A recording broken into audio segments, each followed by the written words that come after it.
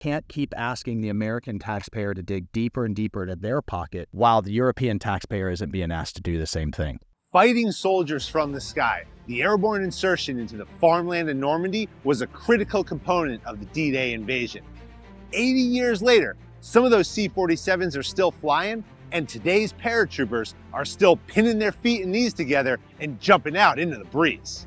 The 80th anniversary of the D-Day invasion included many reenactment jumps, but none as visually captivating as the one in Mont St. Michel, a jump that featured multiple sorties of C-47s and some of America's most important leaders donning the battle uniform of our airborne predecessors. Included in the stack was Florida Congressman and fellow Green Beret Mike Waltz. After a quick exit and a soft landing, Congressman Waltz spent some time with me on the drop zone to talk D-Day, world order, and the current state of Congress. He first joined me at the start of the 118th Congress about a year and a half ago, where we had excitement about the influx of veterans, the opportunity for unity, the battle against China, and as our first Green Beret Congressman, what it takes to be a warrior diplomat in the halls of the Capitol. And what I want is every time Chairman Xi gets out of bed and looks across the Taiwan Strait, he says, they're still too tough, we're not ready. With Mont-Saint Michel in the background and jumpers still falling, we dug into our national security challenges in the Middle East, Ukraine, and China, and how immigration policy is rapidly becoming the decisive issue. We also unpacked the need for professionalism in Congress, how polarization is affecting getting things done, and what we can expect from our political leaders as we gear up for an election cycle that looks more like a night combat jump with high winds and a small drop zone. Take a listen, watch, or read our conversation from one of the most surreal spots on the globe. Then head over to our YouTube channel to watch how America's first special forces parachuted into occupied France starting the night before D-Day on the Jedburgh Media Channel's first documentary, Unknown Heroes, Behind Enemy Lines at D-Day, the story of Operation Jedburgh. Congressman Waltz, welcome to the Jedburgh podcast from Mont St. Michel and the drop zone, and you just fell out of an airplane dressed like a World War II soldier. I did. Honoring the OSS, the Office of Strategic Services, the predecessor to the Green Berets, and the CIA, man. And wow, what a place to jump. What an epic jump that was. Original C-47, we were able to jump out of the Placid Lassie, 81-year-old bird, and nothing like bringing 10 members of Congress with you.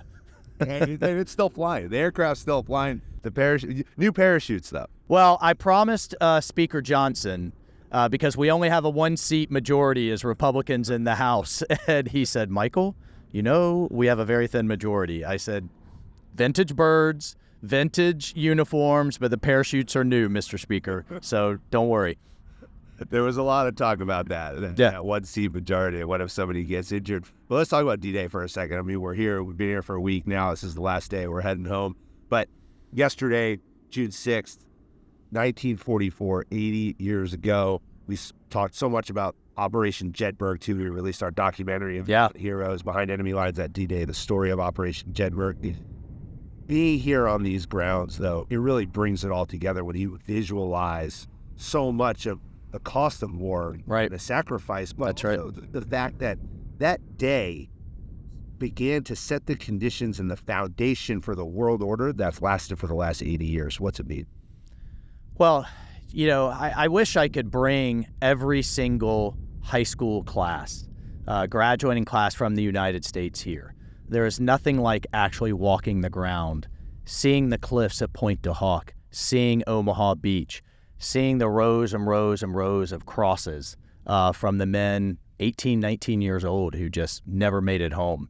But the thing that always jumps out at me that you can't experience unless you come here is the gratitude of the French people. When you see huge banners in every village, thank you, America, welcome to our liberators, thank you for our freedom, we love you. And to see little kids running around in World War II uniforms, I thought they were the kids of American reenactors until they start speaking French, and they're French kids with T-shirts of Patton and Ike and Bradley. That gratitude and appreciation is something I wish every American could see, and frankly, I wish every American could experience and have themselves. I think that's one of the biggest takeaways that I look at when I kind of analyze and think about what we've seen here. I mean, the very first flag we saw when we came into Normandy was the American flag. Right. And that all these folks, as you said, who are dressed up, driving around in these World War II vehicles are not American. No. They are French. They're French. And, I mean, you see more American flags on French homes than you do in Main Street, USA for the 4th of July. I mean, it's really striking. And then to see the actual World War II veterans and their parade, and yet everyone clapping, cheering, hugging, and kissing them. They're not saying thank you. They're saying merci, right? They're French. It's just very difficult to describe and something I wish everybody could experience. So I mentioned the world order. Yes. I want to talk about Let's go back to that. We have tremendous amount of, I'd say, tension going on in the world in a number of different regions. Okay, we've seen what's happened in the Middle East. We've seen with Israel and the Gaza situation over there. You know, we have China. You and I talked a lot about China the last time we spoke. I've had a chance over the last couple of weeks to sit down with a lot of the senior leadership, specifically in Special Operations Command, as well as the Sergeant Major of the Army, and we've talked about this next fight. Where you are now, you know, in your role as a congressman, you start to analyze the next fight, where America needs to be focused. Where is it? Well, first, let me talk about kind of where we are in Europe. I think, frankly, the president missed an opportunity in his speech at Omaha Cemetery to really call many of our allies to the carpet. We can come together. We can be allies. We can, you can be in the family, but have tough conversations. The fact that we have what's going on in Ukraine, Putin on the march, we have as close as we are going to get to World War II right now going on Europe's doorstep, and you only have 11 of 31 NATO nations meeting their bare minimum 2% of GDP that they're spending on defense. You have your frontline Eastern European countries going above and beyond. But the big economies of our allies like Germany, Italy, France are falling way behind. And when I take a step back to answer your question, I look at the fact that this year is the first year ever in American history that the interest on our debt will eclipse our entire defense budget. We literally can't afford to subsidize European defense anymore. We had to step in and stop Putin. The Ukrainians are doing the fighting and dying. They asked us for the beans and bullets. That's fine. But now going forward, we can't keep asking the American taxpayer to dig deeper and deeper into their pocket while the European taxpayer isn't being asked to do the same thing. One of the challenges that I look at when I think about the fight in Ukraine, I think about the Russians, and also will say I think about the Chinese like this too, but we haven't seen them kind of in a fight yet. Right. Is we have an enemy who's willing to lose everybody. That's right. And to throw as much as it takes out there. As long as it takes. And they don't care about life like we do. Yeah. How do we combat that? Well, I think that isn't fought necessarily militarily, and that's part of my frustration with the Biden administration strategy in Ukraine. Multiple analysts and the intelligence community have confirmed to me, you drive the price of oil below $55 a barrel, not only does Putin's war machine dry up, his economy is now in survival mode. We should be flooding the world with cleaner, cheaper American oil and gas. Not only do you put Putin's war machine on the fritz, you also take care of Iran too, which is selling 90% of illicit oil to China, of all things. So I think you need a much broader strategic approach, particularly when it comes to energy, than just throwing more and more weapons into what has now turned out to be a stalemate. So again, we need to enforce the sanctions, drive down the price of oil, European burden sharing. They need to step up, particularly the big economies. This is a much broader strategic approach. And then to answer your other question of the next fight, I don't know that we're ready. I'm the chairman of Readiness on the Armed Services Committee. When you have 29% of Joint Strike Fighters full mission capable, 40% of our submarines, our last big advantage in the Pacific, can't get out of the yards. The Marines are about to go 2 years without having any big amphibs. And we have a recruiting crisis going on where the Army's having to cut whole units. So when I say we need to put everything we've got into facing the threat that China is, and Europe has to step up and share their burden, I really mean it. And then you look in contrast to Japan as a critical ally. They are doubling their defense budget. They are truly investing in their own defense. And I think that's a model. Again, when you look at our allies and what it's going to take China's going to be a tough adversary. But us, Australia, Japan, India, and our dominance with global energy, I think we can do it. Is it a money issue or is it a willingness issue? Because when we're here, we talk about World War II, whole of society approach. Right. Okay, all the vehicles that we see driving around here were made by Dodge. They were made by their Jeeps, right? Chrysler. Yeah. Ford, right? These companies in the American industry stopped making commercial goods and began mobilizing for the war effort. For years, they did that. Yep. A whole of society approach is something we know and have proven works. I think it's a great question, but my answer is yes, it's money, and yes, it's all a whole of society approach. And the Chinese Communist Party know that. That's why they've deliberately cornered the market on certain types of supply chains, on pharmaceuticals that they can turn off. They control global shipbuilding now, about 50% of the global market. They're buying up ports left and right. So if they can really turn the screws to the American consumer, I mean, we saw how the country reacted when we just had a baby formula shortage. What if you could no longer buy antibiotics? What if the shelves were empty? What if they unleash cyber attacks like Volt Typhoon, which was no longer designed to steal data, but to actually destroy pipelines, ports, grids? This is going to be an all-of-society conflict if it comes to it. We have to deter it. And what I want is every time Chairman Xi gets out of bed and looks across the Taiwan Strait, he says, they're still too tough. We're not ready. How much do you think they look at our actions in other places of the world? And primarily, I'd say actions in other places of the world, but also taking it back to Congress, indecision because of tensions between the two parties in Congress. Yeah, look, I mean, democracy's messy. Democracy can be difficult. Winston Churchill said, American democracy is the worst system of government in the world, except all the others, right? We tend to get to the right answer after exhausting all the wrong ones. But at the end of the day, I'll take our free market, individual liberties, right, our openness of our society and our form of government over his all day long. But back to the Jedburghs and bringing it back home, I want Xi to wake up worried about a Uyghur uprising. I want Xi waking up worried about the Tibetans.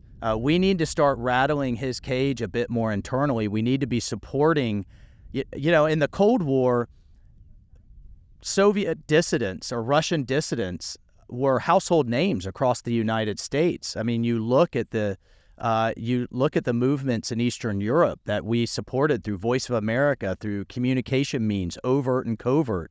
I think those are the things that we need to be thinking about asymmetrically. Not to mention the great work that our special operators are doing in the neighboring countries, in Mongolia, in India, Southeast Asia, to train, advise, and assist our allies. The more the Chinese Communist Party are looking over their shoulder, the less they're looking across the Pacific. And special operations will have a huge role going forward. Let's talk about special operations. All right. Hey, you're a Green Beret. I'm a Green Beret. We talk a lot about Green Beret. Beret Foundation is the reason why we're here. Yeah, man. Thing together. There's been a push from big Army DOD to reduce soft forces. I've been fighting it all day long. And the Secretary of the Army keeps telling me, no, these are the intel folks and the logistics folks and the support. These aren't actual Green Beret trigger pullers.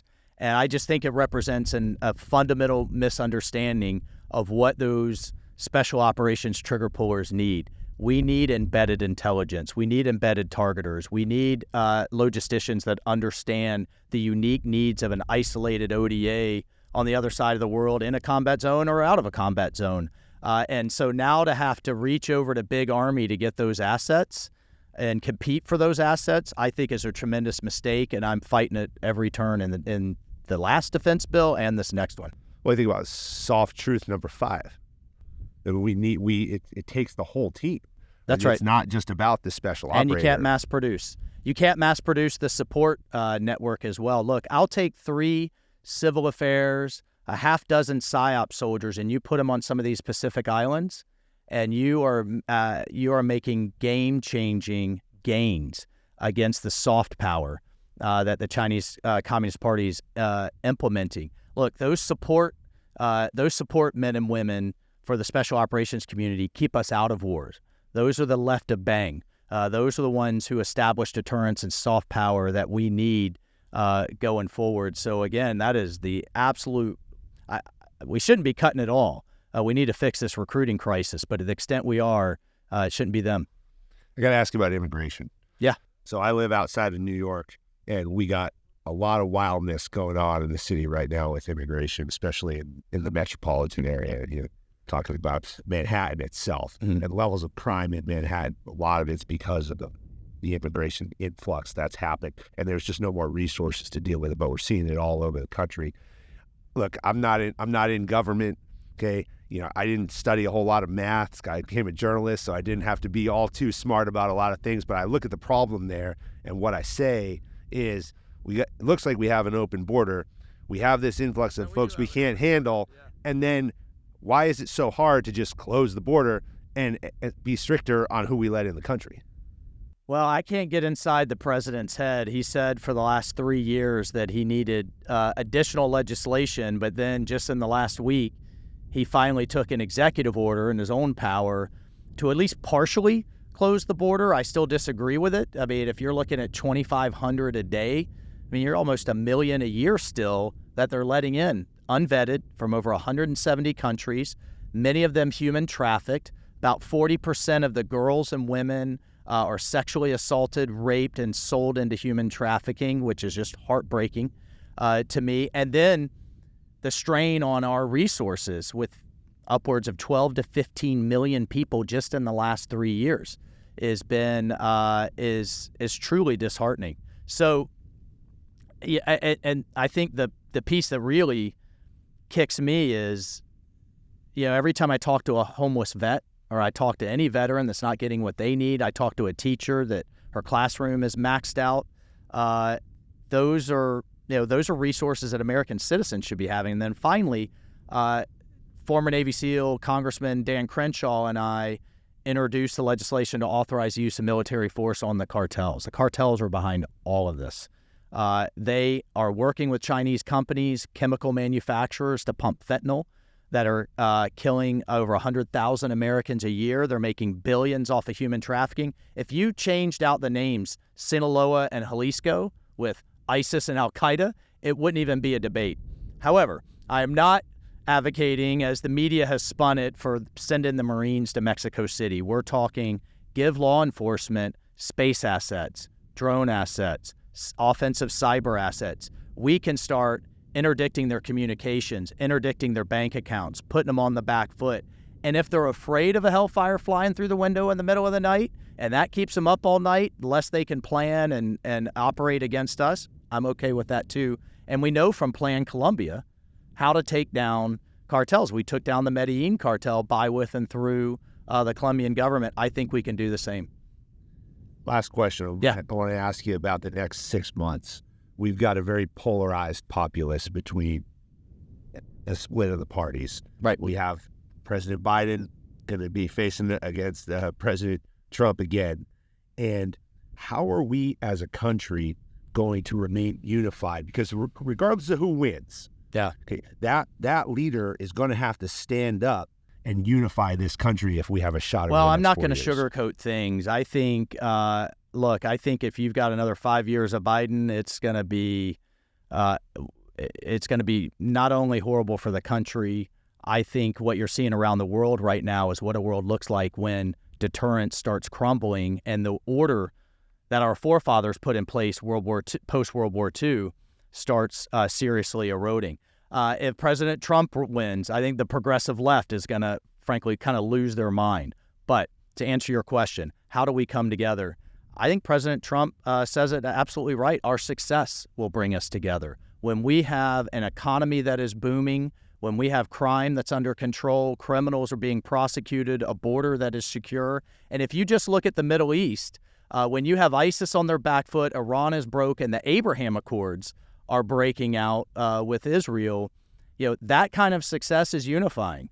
And I think what you're seeing in this campaign is, do you want to go back to 4 years of a booming economy, secure border, and crime under control, and a world a world without wars, or what we have now? I think the contrast is very clear, but regardless, success ultimately will be the unifier.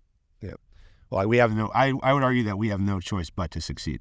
That's right. The world is a calm place when America is strong. And one of the reasons that I'm so passionate about getting more veterans elected, not just to Congress, state legislature, city councils, mayors, is, if we were all willing to die together, both sides of the aisle, then we could come together and roll up our sleeves and take the tough votes, the tough solutions that we need to move the country forward.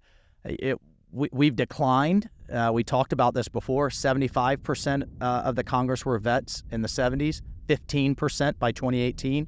We've increased that now back up to 25% and climbing. So all you vets out there, you're not done just because you went downrange and came home. You don't get to sit at the bar at the VFW and tell war stories. We need that mentality of accomplishing a mission and coming together, leadership, discipline, followership, teamwork. We need it back in our national leadership. And I think as a society, I want to get us back to national service. Yeah. I think we have to take the long game. Yeah, man. We can't fight. That's what Green Berets do. Yeah, exactly. Yeah. I mean, we can't keep living in 2-4-year stints. We got to look, where do we want to be in 10, 20 years, set that commander's vision and get after it. You got it, brother. Thanks for all you're doing. All right, man. Keep it Deo up. Presley Bear. Right. Yeah, good to be with you.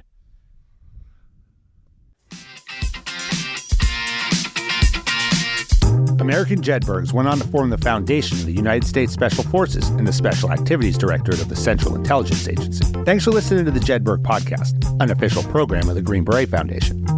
I'm your creator and host, Fran Racioppi. Join us next week for a new episode on Apple, Spotify, or wherever you get your podcasts. Check us out on YouTube for full episodes, highlights, and other long and short form content. If you like what you heard, give us a like and leave a review. Follow the Jedburgh Podcast and the Green Beret Foundation on LinkedIn, Instagram, Facebook, X, or Threads. Send your comments and inquiries to fran@jedburghpodcast.com. As former members of Special Operations Forces, the Jedburgh Media Channel and the Green Beret Foundation remain committed to supporting all generations of U.S. Army Special Forces and their families. Thanks for joining us on this episode. How you prepare today determines success tomorrow.